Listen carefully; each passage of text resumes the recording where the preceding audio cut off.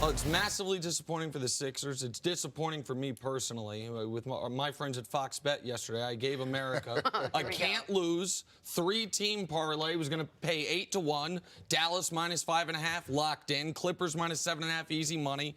Philly minus 7.5 dead in the water 4 minutes into the game because Joel Embiid gets hurt.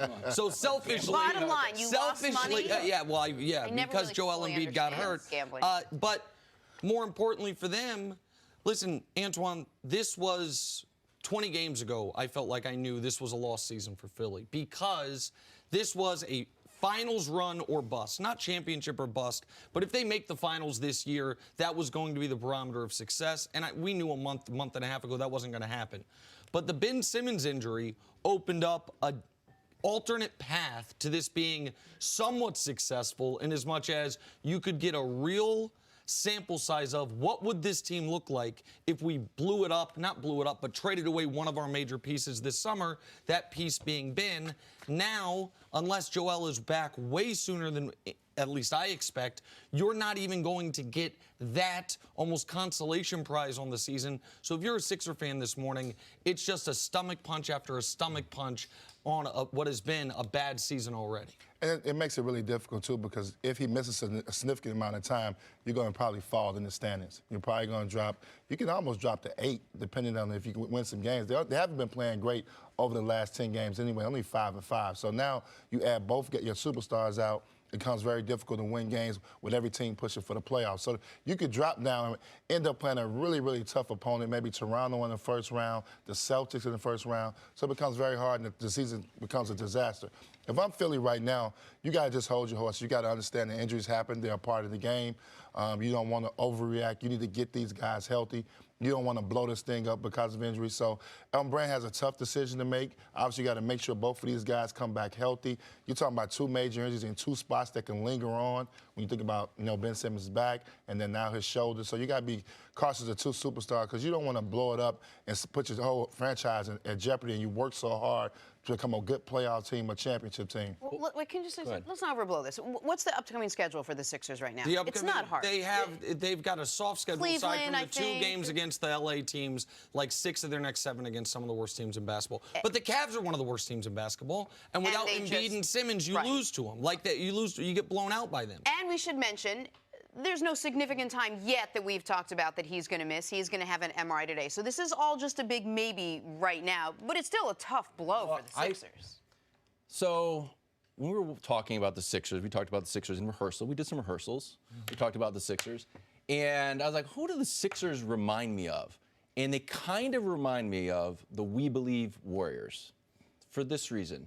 We Believe Warriors, special group of guys that come together, that gel perfectly, that represent a city. So the Sixers remind me of the We Believe Warriors because they seem like the exact opposite. Okay, I was wondering where you're going. I was going to say, the new guy doesn't know much. No, but they seem like the exact opposite team. So I guess the question to you, Antoine, is, from the outside, fans, analysts, sports geniuses, as Nick likes to be referred to as. Thank you. We look at the numbers and we try to figure it out, but there's a certain je ne sais quoi to a team's chemistry. Like, how does that captured in what happens now? Does that make sense? Well, you got to look at the roster, and obviously now Tobias Harris, a guy you pay big money to. You expect him to step up tremendously. Al Horford has to be a guy you lean on now. They got scoring. I don't know if these guys can get you 25, 30 a night, but they've had guys on their roster still left that have had big nights. Alec Burke has had big nights in this league. Glenn Robinson III has had big nights. Shake Milton. Josh Richardson won them a big game. So they got guys. They could compete. I think, obviously last night when you see them lose to the Cavs, so you think it can go really downhill.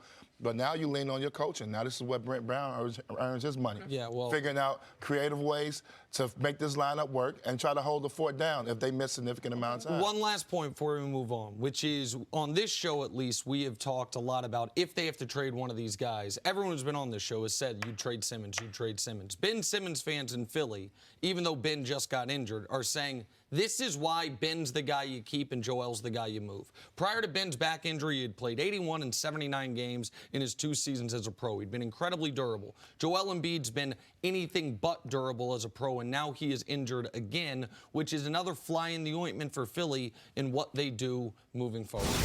At some point, people are going to stop doubting my pal Daryl Morey. Daryl Morey said we're going to shoot 1,000 threes. People said you can't win that way. Now the whole league shoots 1,000 threes. The only team to even get to a Game 6, much less a Game 7, against a healthy Kevin Durant Warriors team was these Houston Rockets, who were up 3-2, were up 15 points in Game 6 and up 15 points in Game 7 without their second-best player, Chris Paul, and now... They weren't these Houston Rockets, Nick. That's not fair. Okay, well... It's a totally different team. Russell Westbrook wasn't on the team. Agreed. The point being, he has made moves that people, when he makes I like Daryl, but people question him. And when the Clint Capella trade happened, people said, okay, this is the last gasp of the Rockets trying to contend. And all they've done since then, since Clint Capella last played a game, they've gone 9-2. One of those losses was the Bogdanovich 3 in the final second. The other loss, Russ didn't play.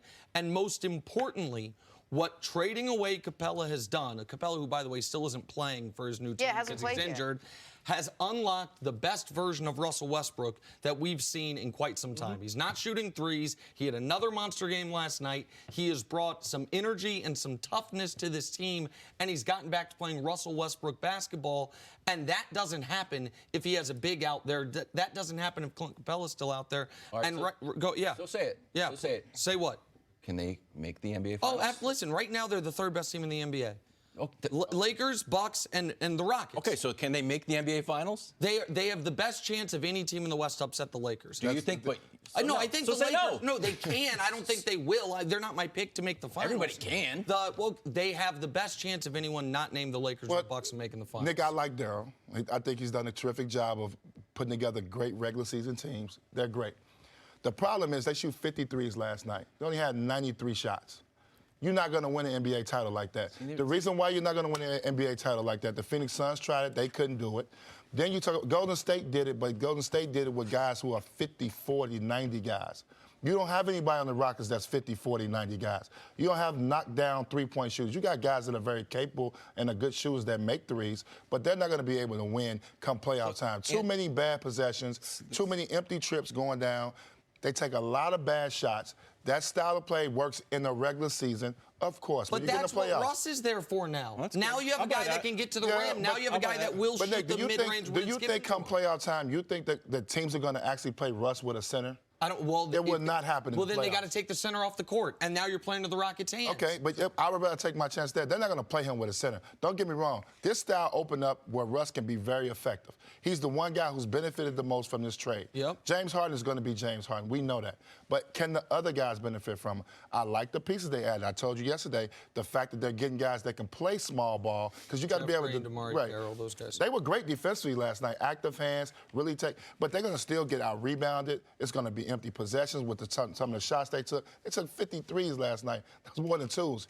It's tough to win that way if you don't have knockdown shooters, and they don't have necessarily the best knockdown shooters like Golden State did. So I have a question, Antoine.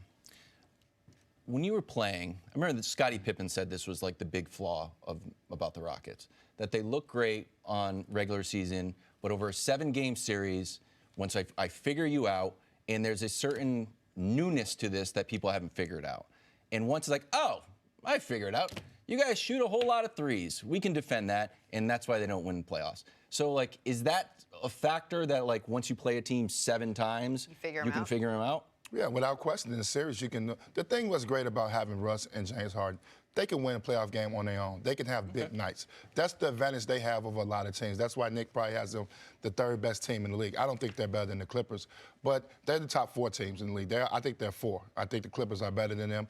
But I just think with the way that those two guys, the game is constructed right now, they take a lot of bad shots. And I just think in playoffs, it becomes a possession game, and I don't trust that Harden is going to make the right decision late in the game, whether it's to shoot a 3 or to get to the basket. That's what it comes down to. Russ getting to the basket or shooting a pull-up jump shot. Those are the type of things you got to worry about with these guys to help them get over the hump. They're going to be great during the regular season, and they've shown that. And their style of play is very exciting. This must-see basketball. I enjoy watching them play. Don't get me wrong.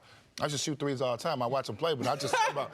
This is not the fact that I don't watch. They got to find another way. They got to figure find out another a way win in the playoffs. In a playoff They were the best. You play the Lakers. They were the best team in the NBA and the best team in the playoffs until Chris Paul got hurt playing this exact style. You can say it's a different team, but the idea that it can't win in the playoffs, they're up 3-2 on the Warriors until Chris Paul tweaked his hamstring. They've retooled. They're putting themselves in position again. I think this narrative that it doesn't work in the playoffs, it worked better than anyone against the Warriors, this exact style. Rockets put up 140 points last night. They've won 5 in a row playing the way they're playing. Let's see how long this lasts. Thanks for watching. Subscribe here to get the latest from the show. Also, be sure to check out more of the best clips from First Things First, or go watch a few segments from our other shows on FS1.